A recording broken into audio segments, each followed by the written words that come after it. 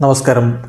റാഫ്റ്റോക്ക് ഫുട്ബോളിലേക്ക് അവർക്കും സ്വാഗതം. പ്രീമിയർ ലീഗിലെ 22ാം റൗണ്ട് മത്സരങ്ങൾ ആരംഭിച്ചപ്പോൾ ആഴ്സണൽ വിജയിച്ചേറിയിരിക്കുന്നു. ന്യൂകാസിൽ യുണൈറ്റഡ് ആസ്റ്റൺ വില്ലയെ പരാജയപ്പെടുത്തിയിരിക്കുന്നു.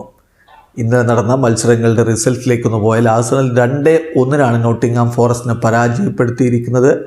കളിയുടെ 65ാമത്തെ മിനിറ്റിൽ ഗബ്രിയൽ ഹീസസ് ആണ് ആദ്യ ഗോൾ കണ്ടെത്തുന്നത്. തുടർന്ന് 72ാമത്തെ മിനിറ്റിൽ സാക്ക് കൂടി ഗോളടിച്ചപ്പോൾ ആഴ്സണൽ അപരാജിത ലീഡിലേക്ക് പോയി. നോട്ടിംഗ്ഹാം ഫോറസ്റ്റിന് വേണ്ടി അവനി 89ാമത്തെ മിനിറ്റിൽ ഒരു ഗോൾ മടക്കിയടിച്ചെങ്കിലും ആഴ്സണൽ തന്നെ വിജയം ഉറപ്പിക്കുകയായിരുന്നു. വിജയത്തോടുകൂടി ആഴ്സണൽ ഇപ്പോൾ പ്രീമിയർ ലീഗ് പട്ടികയിൽ 2ാം സ്ഥാനത്തേക്ക് കയറിയിട്ടുണ്ട്.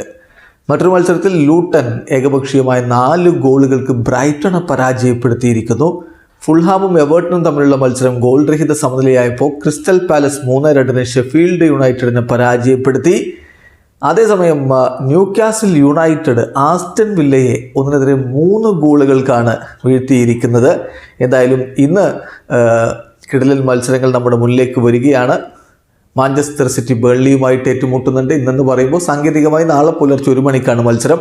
Tottenham versus Brentford, Liverpool versus Chelsea പോരാട്ടങ്ങൾ ഇന്ന് നടക്കുന്നുണ്ട്. എന്തായാലും കടുത്ത പോരാട്ടങ്ങളിലേക്ക് പ്രീമിയർ ലീഗ് പോവുകയാണ്. 22ാം റൗണ്ട് മത്സരങ്ങൾ ഇതാ ആരംഭിച്ചു കഴിഞ്ഞു. നിലവിൽ പ്രീമിയർ ലീഗിൻ്റെ പോയിന്റ് പട്ടികയിൽ 21 കളിയിൽ നിന്ന് 48 പോയിന്റോടെ ലിവർപൂൾ ഒന്നാമതും, 22 കളികളിൽ നിന്ന് 46 പോയിന്റോടെ ആഴ്സണൽ രണ്ടാമതും, 20 കളികളിൽ നിന്ന് 43 പോയിന്റുണ്ട് മാഞ്ചസ്റ്റർ സിറ്റിക്ക്. അവർ 3ാം സ്ഥാനത്താണ്. വീഡിയോ അവസാനിക്കുന്ന ഫുട്ബോൾ ലോകത്തെ കൂടുതൽ വിശേഷങ്ങളുമായി റാഫ്റ്റോക്സ് വീണ്ടും എത്താം.